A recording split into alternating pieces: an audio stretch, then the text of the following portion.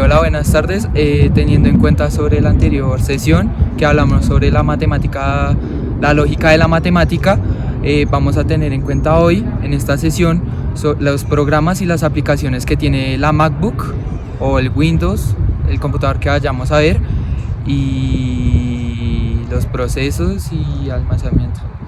Si bien hacemos un repaso rápido, hicimos como un tema de lo que es la práctica pues primero conocer los componentes, hacer la práctica, entender cómo trabajan los sistemas de tecnología, de computación, y hicimos una práctica de mantenimiento, cómo es que se podría, digamos, que ejecutar.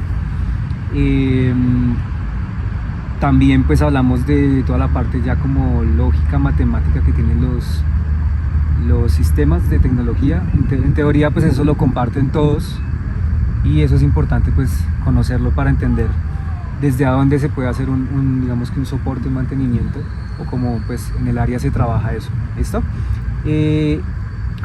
Lo último que hablamos en la sesión pasada fue que habían como temas de sistemas operativos y todo esto, que lo que hacían era traducirnos todo ese lenguaje, ¿cierto? Todo ese lenguaje técnico que tienen las computadoras, esa matemática, y mostrárnoslo de una forma mucho más amigable. Eso se llama una interfaz de usuario, ¿cierto? Entonces,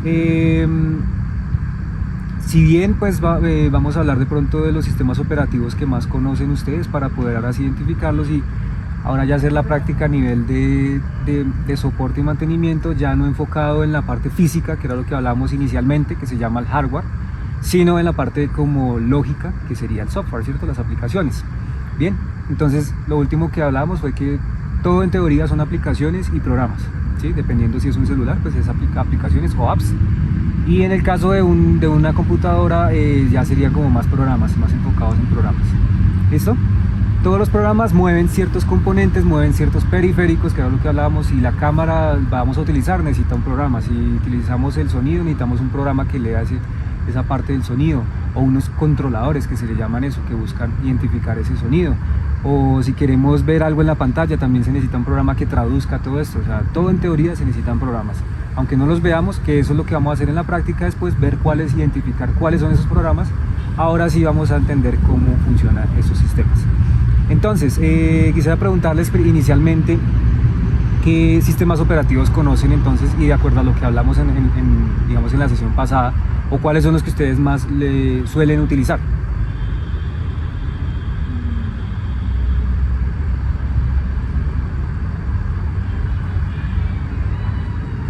Pues, ¿qué sistemas operativos? Pues sí. El iOS, que es el del iPhone. Listo, entonces acá el compañero, digamos que utilizan el iPhone, el iOS, ¿cierto? Sí. ¿Algún otro más que hayan utilizado? El Windows en el computador. El Windows, por ejemplo, ¿cierto? El Windows, digamos, cuando el sistema es por la parte de Microsoft y todo esto, pues es un sistema genérico, se utiliza más Windows, ¿cierto? ¿Algún otro que conozcan? El de la Mac. El de la Mac, por ejemplo, se llama OS X, ¿cierto? Entonces, esos son los sistemas operativos que se va a trabajar. De hecho, en la práctica que vamos a hacer posterior, vamos a trabajar sobre una Mac, un sistema operativo OS X, y vamos a entender cómo funciona. Yo quiero dar una claridad acá, y es que tanto en los sistemas de Linux, de Windows y de OS X o Mac, ellos trabajan sobre una arquitectura, se llama eso. Eso es importante conocerlo para entender. Por ejemplo, cuando ustedes instalan un juego, instalan un programa, lo primero que le van a decir, bueno, esta aplicación usted la quiere correr en qué tipo de arquitectura, ¿cierto? Esa arquitectura es algo mucho más técnico. No les voy a explicar la razón del por qué, pero sí les voy a explicar cuándo se utiliza, ¿sí? En cuándo. Por ejemplo, en Windows existen dos arquitecturas que se llama 32 bits y 64 bits. Eso va en función del procesador, ¿sí?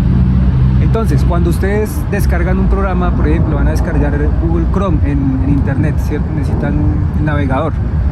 Lo más lógico es que les diga, bueno, primero qué arquitectura usted tiene en su computadora para poder instalar el programa que sea adecuado, que sea compatible.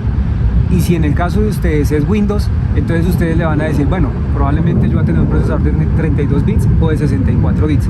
32 bits son procesadores ya antiguos, en teoría, de los que tenían 4 GB de RAM de para atrás, o sea, 2 GB, pero eso ya es antiguo en teoría. Ya ahorita se utiliza mucho 64 bits, entonces probablemente va a ser eso. Igual, cuando veamos la práctica vamos a identificar tanto en Windows como en OS X, dónde se ve esa arquitectura para poder saber cuál instalar, ¿cierto?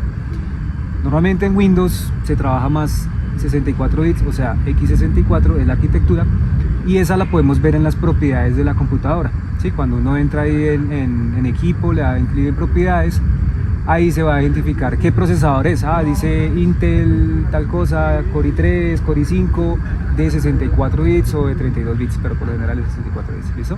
Ya después más de 4 GB en adelante que ustedes tengan de RAM, ya va a tener 64 bits. Eso es importante identificarlo para el momento de instalar programas o aplicaciones que se necesiten en la computadora, ¿sí? ¿Cómo funcionan los celulares? Los celulares funcionan de una forma, una arquitectura diferente. Ellos manejan una arquitectura que se llama ARM, ya no se llama ni X32 ni X64 o 32 bits o 64 bits, sino se llama ARM o socket. Entonces, ¿por qué? Porque ellos vienen, digamos que todos sus componentes de una forma mucho más comprimida y vienen todo, digamos que correlacionado. Entonces no es como una computadora que nosotros vimos que tienen, digamos que los componentes independientes, ¿cierto? Tocamos la RAM, o sea, son independientes, se ensamblan en una parte y ya, listo. En este ya son chips que vienen todos soldados en un mismo componente, pues para que sea mucho más pequeño y más práctico, ¿sí? Entonces, entre más pequeño, probablemente va a tener ese tipo de arquitectura. Es algo que lo que pasa, por ejemplo, en el tema de una Mac.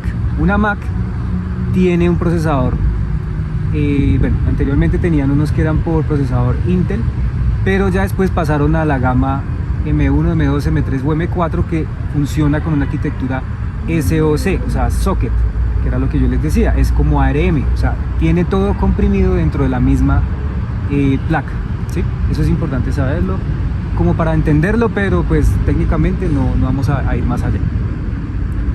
Entonces, ya sabemos que tienen esa arquitectura, que tienen esos procesadores, que tienen, todos manejan el tema de memoria RAM.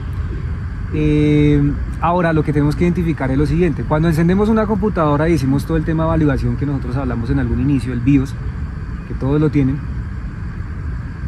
comienzan a ejecutarse en aplicaciones.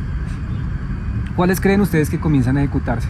Por lo general eso comienza a ejecutarse en segundo plano. ¿Qué es segundo plano? Que uno no lo ve, o sea, que no se abre como tal, no es una aplicación que no se abre directamente, pero sí comienza a trabajar por allá debajito de cuerda. ¿Cuáles serían esas aplicaciones? Que incluso ya mencioné algunas. No sé si el sonido como tal. Exacto, entonces una de las aplicaciones sería, por ejemplo, el sonido. Para que el sonido ya esté listo para trabajar, él tiene que ejecutarse en segundo plano, ¿cierto? El Wi-Fi, ¿cierto? También tiene que ejecutarse. Todas esas cositas que ustedes ven allá que funcionan y que se conectan con los periféricos y todo esto, inmediatamente ellos tienen que ejecutarse. Y eso se le denomina, o se le llaman en los sistemas operativos, servicios o procesos. ¿Listo? ¿Por qué es importante saberlo? Porque, digamos, si el Wi-Fi les está fallando o el sonido les está fallando, digamos que lo más lógico o los primeros pasos que uno podría hacer en un tema de mantenimiento o resolución de problemas de eso sería pues poder de pronto reiniciar esos servicios, ¿sí? Reiniciar esos servicios que no sé si ustedes lo han visto en el celular, por ejemplo, cuando le dicen es que los datos no están funcionando o el Wi-Fi no está funcionando, entonces le dicen póngalo en modo avión y vuélvalo y actívelo, ¿cierto? Eso que está haciendo en teoría, lo que está haciendo es cerrar esos servicios y volverlos a ejecutar, ¿listo?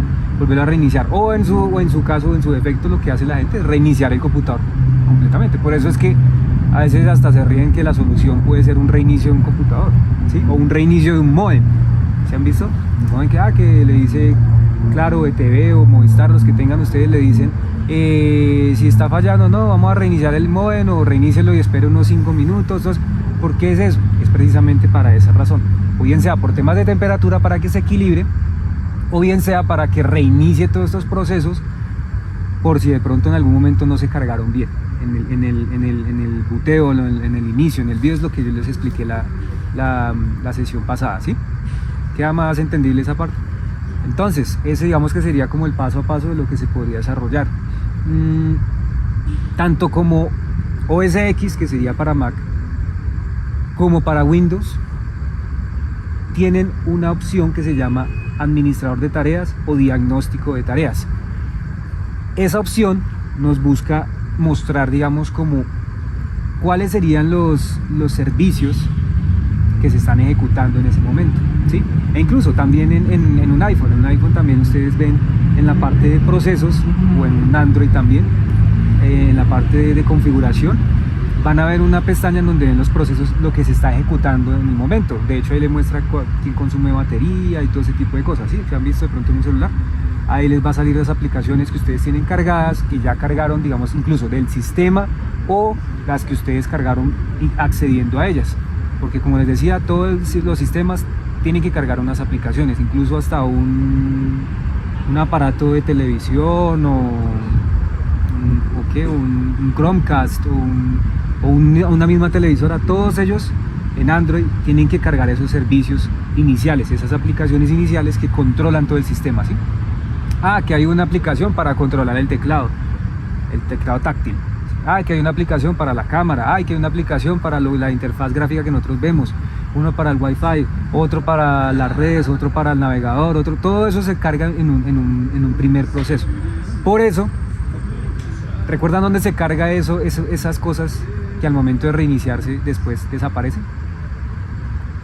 Se me olvidó el nombre, pero no era el que parecía un reloj. No. ¿Que era la pila del reloj? No, eso guarda las configuraciones, pero el que carga como tal todo eso es la memoria RAM. ¿Se acuerdan que yo les decía que era una de acceso aleatorio y digamos que temporal? Carga toda esa información. Entonces, claro, si un celular suyo tiene 2 GB en RAM, carga esos procesos y ya está consumiendo 1 GB nomás en solamente encenderlo. Puede ser. Y nomás le va a quedar 1 GB de rendimiento. Por eso es que eran tan lentos ese tipo de celulares. De pronto ahorita ya se le dice, no, ya este tiene 8 GB, 12 GB de RAM. Probablemente entonces va a cargar esa giga de procesos iniciales y ya de resto va a poder lo que maneja, digamos, que el sistema o las aplicaciones que ustedes vayan a abrir. Eso lo vamos a identificar en ese administrador o de diagnóstico de tareas, ya sea en Windows o sea en OS X, que es Mac. ¿Listo? Es importante, digamos, que reconocerlo y entenderlo para cuando pasa algo de eso. Que se quedó trabado, digamos, una aplicación, se quedó bloqueada una aplicación de juegos o un programa, Excel, Word, PowerPoint, pues digamos que la mejor opción podría ser ir a esos procesos, a ese administrador y hacerle y que finalice, digamos que de una forma obligatoria, que finalice los procesos para cerrar esa aplicación y volver después a abrirla, ¿listo? Para que vuelva a recargar todo, porque a veces pues pasa que las aplicaciones de pronto no generan una carga 100% estable y por eso digamos que hay que hacer ese tipo de proceso. Eso funciona en todo, eso pasa en todos los sistemas y eso es necesario entenderlo pues para poderlo manejar bien. ¿Claro hasta ahí? Listo, entonces en la siguiente sesión lo que vamos a hacer es eso, vamos a hacer esa práctica, vamos a identificar ya esas partes y cómo se vería ya lo que es la información técnica de la computadora, esa información que vimos cuando estaba físico destapado el equipo. Ahora la vamos a ver de una forma lógica en el equipo y vamos a ver qué capacidades tiene ese equipo, qué configuraciones tiene y qué versiones tiene del sistema y cómo poder identificar esos procesos. ¿Listo? Oye, yo tengo una pregunta. Si la RAM en algún momento como que llega a fallar, los procesos que ya como que no se guardan, o qué podría pasar ahí. Efectivamente, hay procesos que en la RAM no se guardan. Como les decía, eso digamos que es temporal, lo que se está trabajando ahí. Entonces, si se cierra a veces un programa y no se ha guardado la información en el disco duro, por ejemplo, que es lo que le pasa a muchas empresas o muchos clientes, están trabajando en un Word y resulta que no tienen la habilitada la opción de autoguardado o no hacen el proceso de guardado, están haciendo un informe de 30 páginas, como no lo almacenan en la unidad de almacenamiento que sería el disco duro, ¿cierto? Porque el disco duro se almacena incluso apagándose el computador, la memoria RAM no, la memoria RAM es lo que tenemos ahí trabajando temporalmente y en el momento que apaguemos o que cerremos se va a perder eso, ¿sí? Él solamente sirve para el trabajo que estamos haciendo en el momento y el disco duro ya para almacenar la información a largo plazo, ¿cierto? Entonces, por eso es importante que le dicen a uno, pero eso es importante que vaya guardando esa información, claro, porque cuando usted le da a guardar, realmente ya está creando un archivo allá en el disco duro con esa información, a menos de que tenga la opción de todo guardado, que también es válido, o que se esté guardando en la nube, que también es otro lugar de almacenamiento, pero pues ya conectado a internet, pero sigue siendo un tema de almacenamiento. En la memoria RAM No, entonces si por alguna razón cerramos accidentalmente, se puede perder eso. Ahora, hay configuraciones recientes, digamos como archivos más, sistemas recientes, la ingeniería de la evolución ahí en ese tema, que ya han identificado ciertos procesos que de pronto ya él mismo automáticamente puede comenzar a guardar. Entonces por eso de pronto ahorita en computadoras recientes no sufre uno tanto con eso, porque él guarda eso en un archivo temporal, algo que se llama una carpeta de temporales, para que si se cerró por algún tema, digamos algún problema, algo que no estaba planificado, se cerró, entonces esos archivos probablemente van a estar allá en temporales. Y es cuando ustedes abren Word y le dicen, identificamos que cerró mal el sistema y quedó un archivo que se puede restablecer, algo así. ¿Se ha visto esa parte? Eso significa eso, que pues ya esas programaciones que han hecho la gente y todo eso se han dado cuenta que eso es algo frecuente que pasa. Entonces lo que hacen es generar un archivito por allá temporal y dejarlo allá por si que se vaya a guardar automáticamente, para que se pueda mostrar ese archivo por si de pronto se cerró, y que no todo se recargue en la memoria RAM y pues no echarle la culpa al momento de cerrarla, de que se cerró sin intención, y pues se pueda perder esa información. ¿Sí? ¿Preguntas? Yo tengo una pregunta. Por ejemplo, yo estoy en el computador normal, tranquilo, y yo en vez de apagarlo en general lo cierro, ¿habría algún problema? ¿Se podría dañar un proceso o algo? Hay dos opciones ahí. Una, que usted tenga configurada en la computadora una opción que se llama suspensión. Esa suspensión lo que hace precisamente es eso. Volvemos al tema: cogerlo de la RAM que está en ese momento, y él detecta que hay una suspensión y lo guarda, lo almacena en archivos temporales. Entonces al momento de que usted lo abra, él vuelve y retoma esa información y activa el sistema. Entonces ahí no hay pérdida, ¿sí? A menos de que se vaya la corriente o la carga total del sistema, ¿sí? Sin embargo, a pesar de que se apague el computador, en portátiles, por ejemplo, sobre todo en portátiles, no en equipos de escritorio, en portátiles, puede que a usted se le apague porque le diga que ya es 0%, pero en realidad él guarda una carga mínima en la batería que lo mantiene trabajando por ciertos momentos más, por un tiempo de más. Solamente pasan los portátiles, no pasan en las torres de escritorio, ¿sí? Eso, digamos que esa es la opción, esa es la uno. La otra es que no se tenga habilitado ese sistema ni nada de eso. Si se apaga o se cierra la tapa, en este caso un portátil, pues ahí sí puede perderse la información. Se apaga el equipo y ya vuelve a encender cuando lo abramos, y se puede perder la información, o en su efecto se puede dañar la misma información. Y una pregunta, si en algún caso como que se daña o se pierde la información, ¿hay manera de recuperarlo o se pierde? Sí y no, hay dos formas. Se utilizan programas ya especializados que buscan como hacer un diagnóstico tanto a la carpeta temporal que hablábamos como a la carpeta donde se guarda la información. Es un poco complicado porque a veces, aunque se puede restablecer cierta información, se puede estar dañada, digamos que la información, parte de ella, ¿sí? Si por ejemplo es un Excel, puede que se vean unas celdas, otras ya no se vean bien, puede que se dañe la información, entonces es muy inestable realmente. O sea, a veces es un proceso muy complejo, es un proceso muy demorado, eso se demora 3, 5 días, 8 días a veces hacer esa recuperación, porque tiene que hacerlo de una forma muy especializada. Es posible, pero entonces sí hay que recurrir a herramientas más profesionales para ese tipo de cosas. Digamos, si me pasa muy seguido que se caen los sistemas, haciendo un trabajo o algo, pero no solo, digamos, se cae Word, sino el resto de cosas que tengo abiertas, y pasa muy seguido. O sea, ¿eso qué quiere decir? ¿El computador tiene algo? Esa es una buena pregunta. A ver, recuerda que yo les decía que hay varios procesos que se abren, por ejemplo, Word, la cámara, el navegador, todo eso se abre y se carga en la memoria RAM, ¿cierto? También hay un proceso que es como el principal, que se llama el explorador, que en este caso sería esa interfaz gráfica que nosotros vemos, y a veces ese proceso específicamente, que es el que soporta a los otros, bueno, el que nos deja ver los otros, falla. Cuando ese falla, por eso se tienden a cerrar los otros, ¿sí? Las otras cosas, porque pues no es que se cierren los programas como tal, sino que se cierra esa opción de poder visualizarlos, esa interfaz de usuario.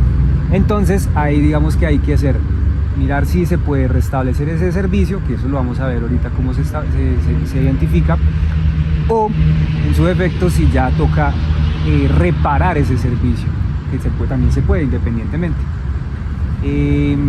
Normalmente digamos que esos son como los 3 pasos a seguir. Uno, que verificar si el servicio fue una falla así momentánea, espontánea, se restablece. 2, si ya es un problema que el servicio está siendo frecuente, dañándose y todo eso, pues entonces se repara. Y 3, ya si la reparación no funcionó, bueno, se funcionó pero por un momento y sigue fallando, probablemente ya es un daño en el sistema, como tal, en el sistema operativo completo. Entonces ahí es donde uno tiene que recurrir a reinstalar el sistema operativo, que es lo que le dicen a ustedes el formateo, ¿sí? Formatear el computador y instalar de nuevo el sistema operativo con todos los programas y todo eso, porque hubo un daño en esos procesos. Y el problema es que ese proceso es principal, porque como les decía, es la base para poder mostrar las otras aplicaciones. Entonces eso suele pasar mucho, es frecuente, y eso pues digamos que un técnico lo reconoce de esa forma, y ese es como su flujo de solución que haría para poder solventar ese tema. Yo tengo otra pregunta. Digamos, si yo estoy en una laptop jugando o haciendo un trabajo, se me congela la pantalla y no puedo hacer nada, no puedo mover el mouse ni nada. ¿Qué se haría ahí? Ahí hay dos posibles razones. Una, volvemos al tema del servicio, que probablemente el servicio o el controlador de la pantalla está generando conflicto, está dañándose. Eso suele pasar, ¿por qué? Porque a veces una actualización de esos drivers o controladores no fue estable, o fue mal hecha la actualización, que eso suele pasar también. Y al dañarse ese proceso, pues entonces comienza a generar ese conflicto y a bloquearse. O la otra opción ya es a nivel físico, pues físico, de hardware, de capacidades, se podría decir, que por ejemplo la tarjeta de video está a tope, ya no da más la capacidad que tiene, y de pronto el juego lo está requiriendo de más, o la aplicación, o en su defecto la memoria RAM también es muy bajita y se llena completamente. Entonces allá toca entrar a validar precisamente con ese administrador que vamos a ver. Ahí validamos qué está pasando y cómo está el flujo de trabajo frente a los rendimientos que tiene la computadora, y ahí se puede identificar entonces qué se está sobrecargando, cuál es el que está de pronto teniendo como conflicto, y ya poder de pronto abordarlo más adelante. Pero eso digamos que suele pasar por ese tipo de cosas. Por ejemplo, dicen no, bueno, realmente se ha comprobado que el navegador Google Chrome consume mucha memoria RAM. Entonces si usted tiene un navegador abierto de Chrome con 10 pestañas, probablemente está consumiendo casi que más del 70% de su memoria RAM, adicional las que tienen la carga del sistema, y si abre el jueguito que tiene, de pronto necesita 4 GB de RAM para trabajar, pues probablemente ya no le va a dar más la capacidad. Entonces ahí ya se comienza a bloquear. Eso puede pasar muchas veces, porque esos navegadores consumen mucha memoria RAM. Hay otros que consumen menos, entonces ya es cuestión de cómo ellos lo hayan optimizado, o las mejoras que vayan haciendo cada empresa de servicio. ¿Y en eso no influye la velocidad de la RAM? Claro, influye la velocidad de la RAM. La velocidad de la RAM, digamos que es más como la respuesta que le puede dar. Eso influye más para cuando se necesita digamos como una actualización rápida de esa información. Por ejemplo, un juego funciona mucho, o algún renderizado en 3D, o aplicaciones así como de data. Sí se necesita, digamos, de una memoria RAM muy rápida y eficiente. ¿Para qué? Para que traiga información, construya, en este caso un juego, si dibuje lo que tenga que dibujar del juego, y a medida de que ya vaya avanzando uno, ya vaya dejando de ver eso, suelte rápido esa información y vuelva y tome otra nueva y construya rápido. Ese proceso que hace de coger, construir, soltar, coger, construir, soltar, coger, construir, soltar, ese proceso ahí es donde es importante la velocidad de la memoria RAM, para que esa respuesta sea mucho más rápida y efectiva. Bueno, en esta sesión vimos lo que eran las aplicaciones en segundo plano, como lo era el Wi-Fi, el sonido, que son servicios que pues, nos brinda el computador, lo que hace la memoria RAM también cuando guardamos procesos a corto plazo. Pues en conclusión, en esta sesión entendimos que los procesos o los servicios que funcionan en el computador es a raíz de la tarjeta, de la RAM, ¿sí? De la RAM. También depende de la velocidad que tengamos de RAM y la cantidad de RAM, ya que hay aplicaciones como Chrome que consumen demasiada RAM, y si tenemos Chrome abierto y varias pestañas y abrimos algo más, pues nos va a exigir más RAM, y si tenemos 8 de RAM o 12, pues nos va a generar como que el computador funcione más lento.